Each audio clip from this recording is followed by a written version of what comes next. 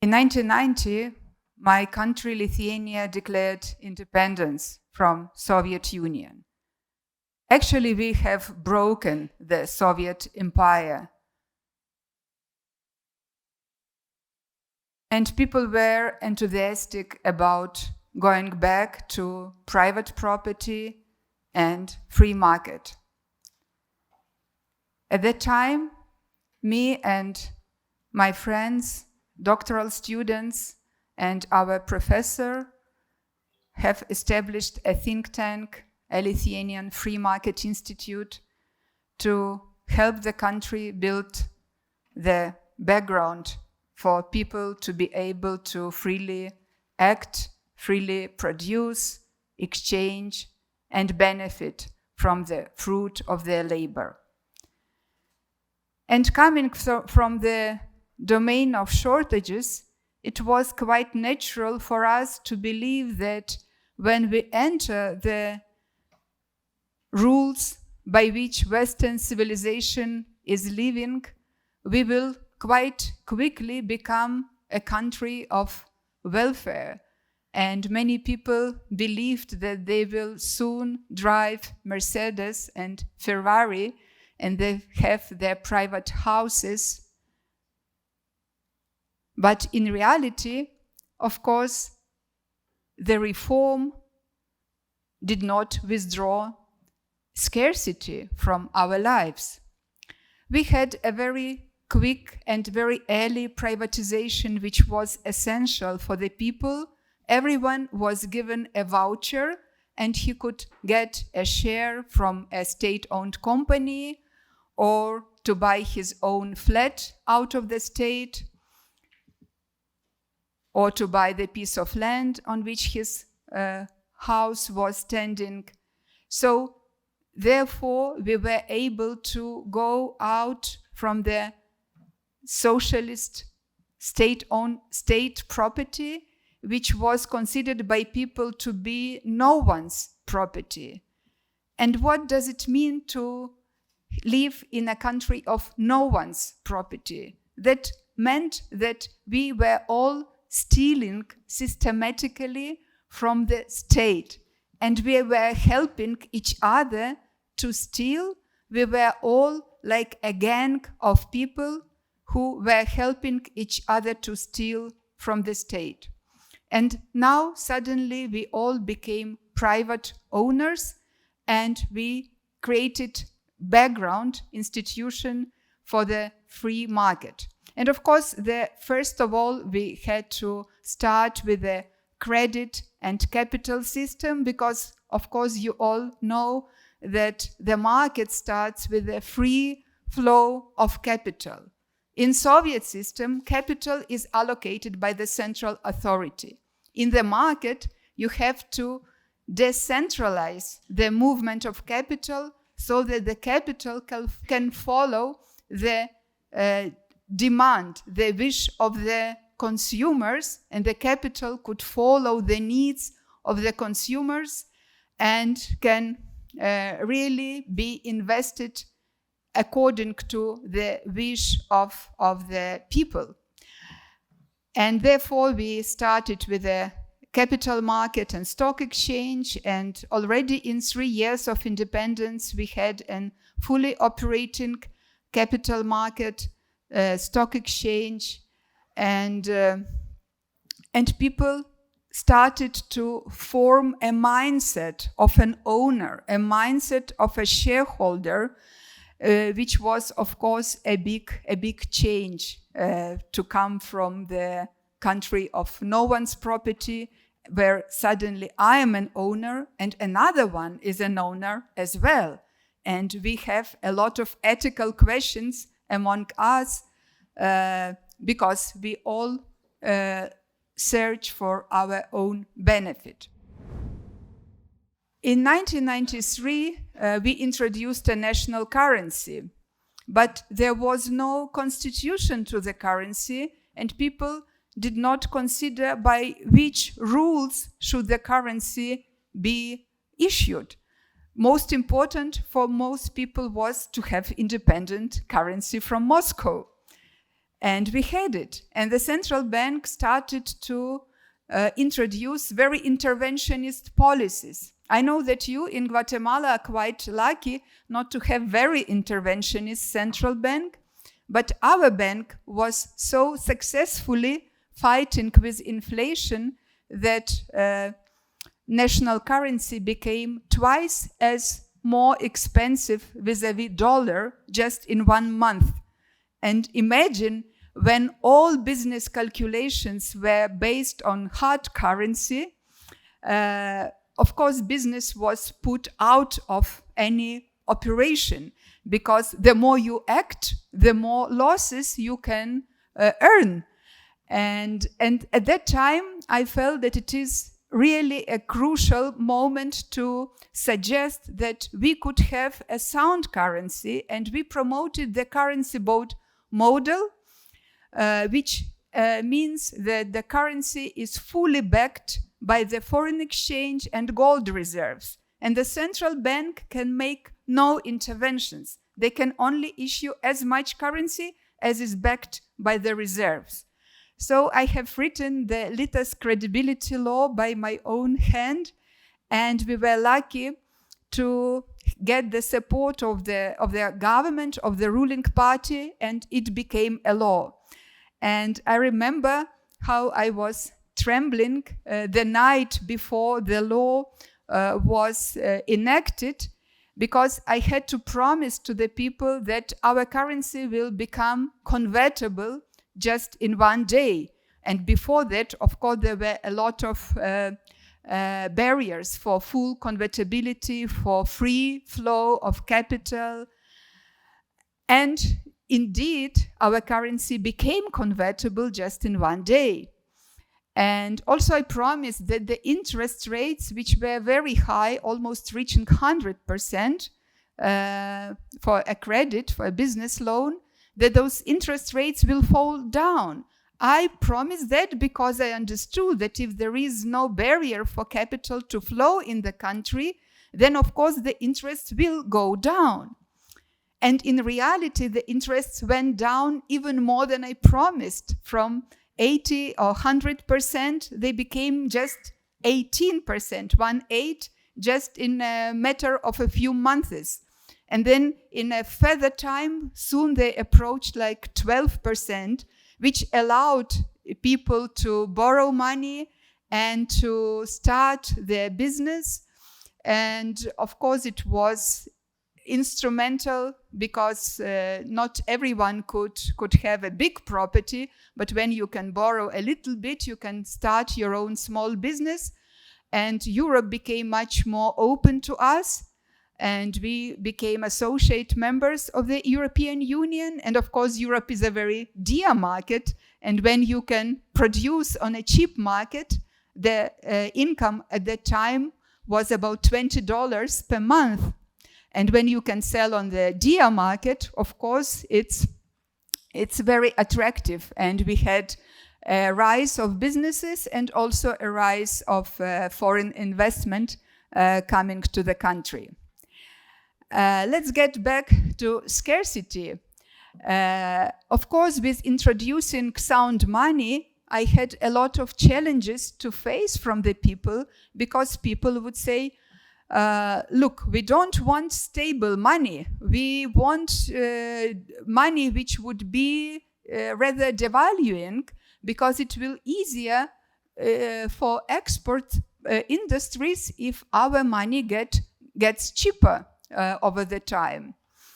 And we had to explain again and again that sound and stable currency is better than currency which is freely available to everyone. And here I think it was one of my first acquaintances with the scarcity, and understanding that scarcity is actually the origin of all economic action of man.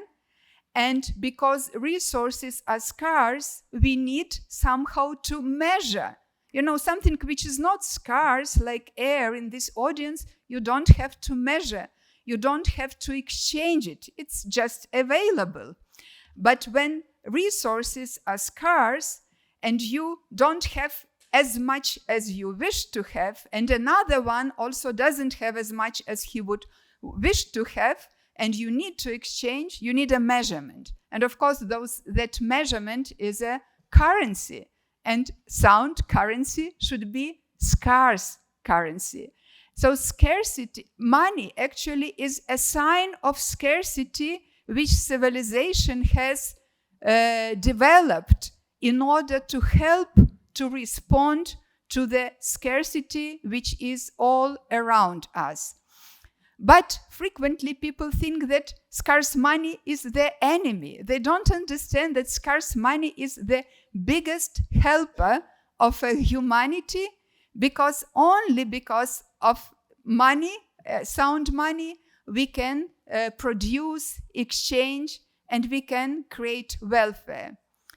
It's somewhat paradoxical that frequently now with the modern economy, Western societies come to speak about post-scarcity world, the world where we create that much welfare that scarcity is not anymore a problem for humanity. So to consider this statement about post-scarcity, we have to remember how we define economics. Economics, according to Lionel Robbins, is a science of scarce resources and unlimited desires of human beings. So scarcity of resources is instrumental only when we weight it vis-a-vis our desires.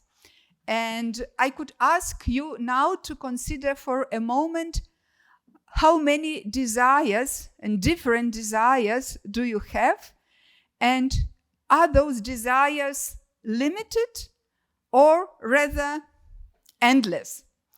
Think about that for a moment. First of all, people, of course, remember material needs, material desires, and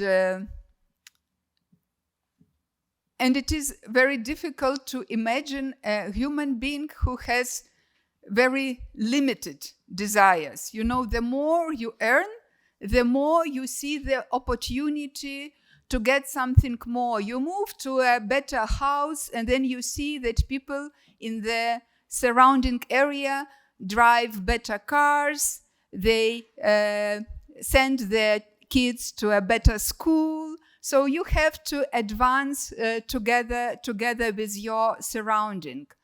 If we speak about food, of course, a person cannot eat, all food that would be available to him, even using his all salary. But you can always have a better food, more refined food. You can go to a better restaurant. And if in a former societies, a caste or, social belonging of a person more or less defined the amount of his desires. So today with the democracy, the more we can earn, the more desires we can have. And actually, the caste is not anymore our limit. So, and especially if we think about not only material desires, but our intellectual search, our wish for happiness, for having good friends, for finding your beloved one, to marry, to have a family, to raise kids. So, those desires, actually, they are becoming limitless. And this is not something wrong about human nature. It's not a mistake of God to create us in a way that we always want more, because it is a human condition. And we, people, are the only creatures which always have some aims. And now imagine, can you have aims if everything is complete, if everything in unlimited availability to you? you cannot have any aim. Can you think of a better school, better profession, better family, better house? No, if everything is in a perfect condition, you cannot think of anything else better. So this is a normal human condition, and so it is best of all known to us in the field of economics. In the field of economic, we see that resources are scarce because our desires are endless, and we have all kinds of economization challenges. A person has to optimize his action to save his energy, to save his time. We do all kinds of shortcutting in our life just because the time is scarce, and we are not infinite beings.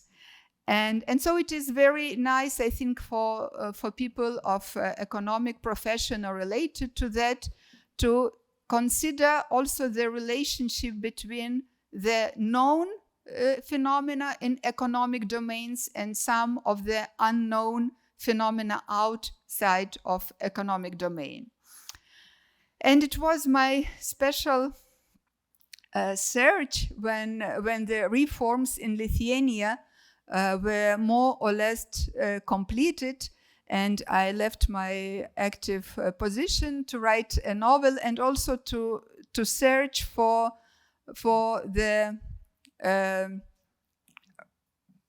secret of scarcity, because I felt that people were quite happy with the reforms at the beginning, but later they became disappointed because private property market reform did not remove all insufficiencies from our lives. There was still scarcity in our life. And this raised a hypothesis in my mind that scarcity is not related to a political system. We had it under socialism, now we have capitalism, but still we have scarcity. You know, the more I earn, the more I want. The more I learn, the more new horizons I can see before myself. And therefore, I have grounded this hypothesis about scarcity being a universal phenomenon. And when we united a group of scholars from philosophy, theology, history, anthropology, sociology, and of course economics as well, we found out that something which is not complete, something which is not perfect, which is not abundant, it is not a mistake of this world, but this is an inbuilt principle everywhere in the being. Something must not be here yet to be able to appear. And if we look at the physical principles, we find the interaction between form and matter and something which is not there, which is in potential, but will only come in the next moment. If we look at the biological life, we put a seed in the soil, and at that time it is just a seed. But in the seed, it is already the future of a tree is already inbuilt into this seed. And as the seeds start growing, we see that it lacks the leaves, but a moment later the leaves appear. So there was scarcity, but the moment later there is no scarcity, it is removed. And now the plant lacks blossom, but with the blossom it lacks fruit. And when the fruit appears, it lacks ripeness. So scarcity is everywhere as an element of change. It's an element of time And if you review your own life, for a little while, you will see that the biggest breakthrough in your life happened when you had the biggest, challenge. We can call challenge some scarcity, some lack. When we understood that this is a universal principle, we discontinued to use name scarcity because it is very fitting to economic domain. But if we speak about universality, we have to speak about lack in the most general meaning. And at the beginning, the English-speaking people were trying to correct us, saying that, no, there is no lack as such. Lack is always connected to some, feature. There is lack of beauty, lack of health, lack of money. And we say, but lack of everything is, this universal lack. It is lack as a principle. And there is no better name than lack. And it's interesting that in any language, you will not find a positive notion of lack. In any language, it's always something which is missing, which is something which was promised but not given, or maybe something which you had and which was taken away. So in every language, it is called with some negative statement. And it's not a mistake because our brains are organized in a way that our neuron system reacts to the triggers of something not perfect. When we see something perfect, we just want to meditate on this, perfect beauty, plentitude, and so on. But when we notice, something, can be improved. So our brains are organized in a way that they focus immediately on something which is missing, and it creates an aim for a human being. Like, there is no yet a book that I want to write. I search in the libraries, no one wrote about the subject that I want to write. So I see this shortage as a possibility. When I go out to the farm and I see that, there are some plants in my garden, but I want to have the same plants as in the neighbor's garden. And I see that shortage as a possibility. Okay, let's go, let's buy, let's have the same nice blossom in my garden. So a human being, and you will experience that all the time in your life, when you set up some priorities for yourself. Those priorities always instruct you about the biggest scarcity, the biggest lack you are experiencing at that moment. If it is love, you will search for love. You will go to discotheques, drink cocktails, and search for eyes which will be responsive to you. If it's a lack of knowledge before the exam, probably you will not get cocktails, but you will focus on your studies. The last night phenomena will be here to give you all the knowledge that you were missing in the semester. If someone in your family is lacking health with some, unhappy disease, then of course the focus of the whole family is on how to heal our beloved one. And all other problems kind of disappear from your life. And of course, we all always need more energy. We need more bread. Because we have to always recover our energetic supply. So to work and to earn and to better use our talents is a very natural condition for a human being. So whatever are other challenges, love, sickness, or whatever, we are always focusing on what to produce. And if you look at your time at the university, also you focus on what capacities can give me the biggest adventure on the market. Which capacities, which knowledge I have to earn, which additional class or faculty I have to attach to my curricula so that I am competitive, or I start working in some company earlier so that I understand which knowledge at the university will be most instrumental as I graduate and as I go to a real life. So, and all of this search, it happens in our mind almost intuitively. We don't give an account of, why I do this or why I do that. But the more you understand that our whole life is a dialogue with a different incompletenesses, different opportunities or scarcities, the more conscious you can be of your life. And of course, someone who is more conscious can benefit much more than the others who just go with the wind. By the way, wind is a very interesting analog to scarcity, because wind is the same as scarcity, something which is not an entity.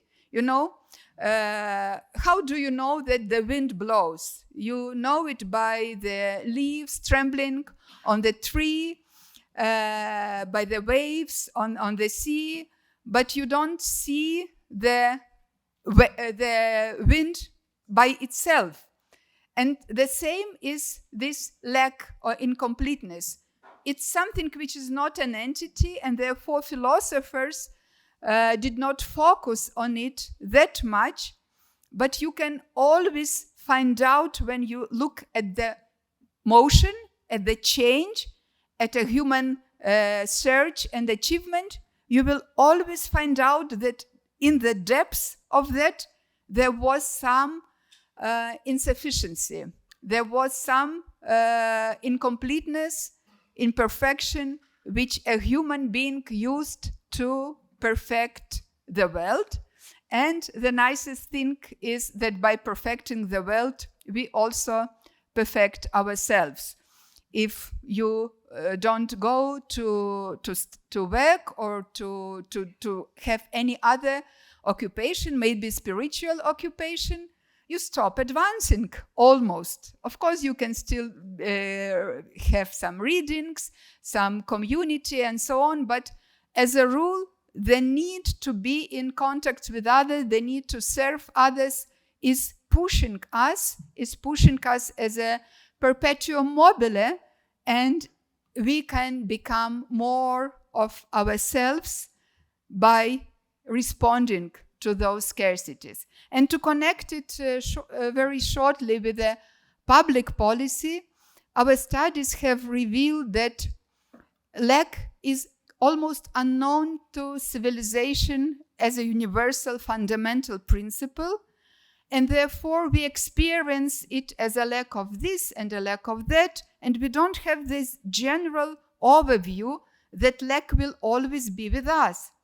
And therefore, when it comes to election time, politicians will jump in and they will promise that I will remove your material lack. I will remove, your lack of health. I will almost, find you a nice couple and so on. And so in a way, we delegate, as a society, we delegate our ability to respond to the needs ourselves, together with our friends, together with our family. And the more the government takes over this function, the more we become helpless. If I don't use my muscles every day in the gym or elsewhere, I am not able to run fast when there is a need. So the same happens also with our political system.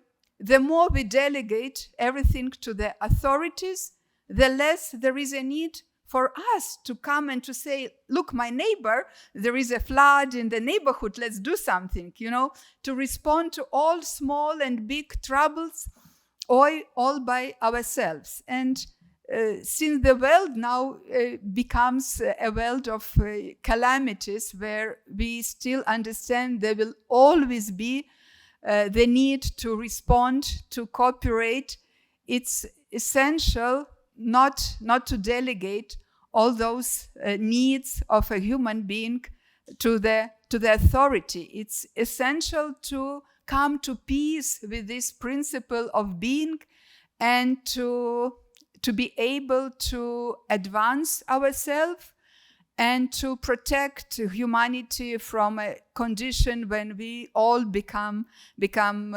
well-fed vegetables or animals in a cage, and when we are not able anymore to practice our liberty. So at the end of this search for scarcity, of course, we can find out that liberty itself is in a dialogue with insufficiencies, with lacks.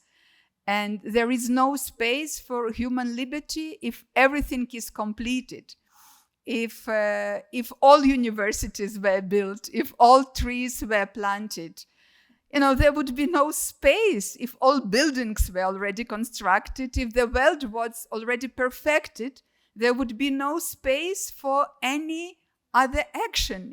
We would not be able to become ourselves because we would just be, stumbling at the perfect beauty of the world, but it's not something about our human condition. So I think we could now summarize and go to the discussion. Those reforms in which I was driving the change in my country gave fruits twofold. First of all, my country became a free and very wealthy country. I mentioned that we had $20 per month at the beginning of the reforms.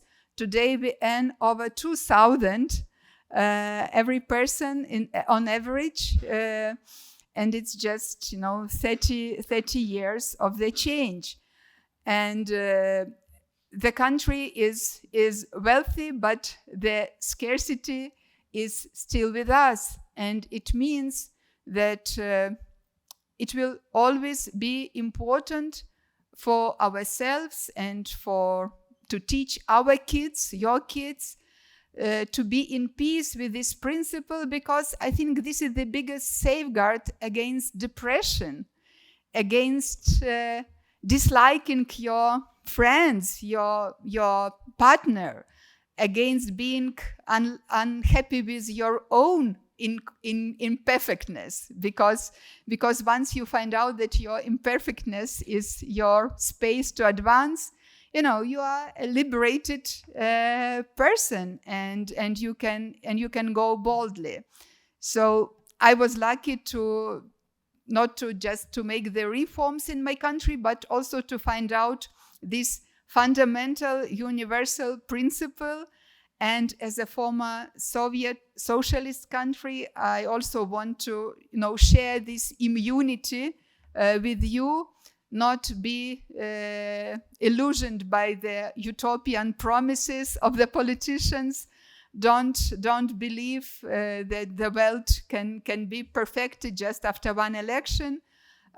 Go use your gifts boldly and create the world of abundance for yourself and for your community. Thank you very much.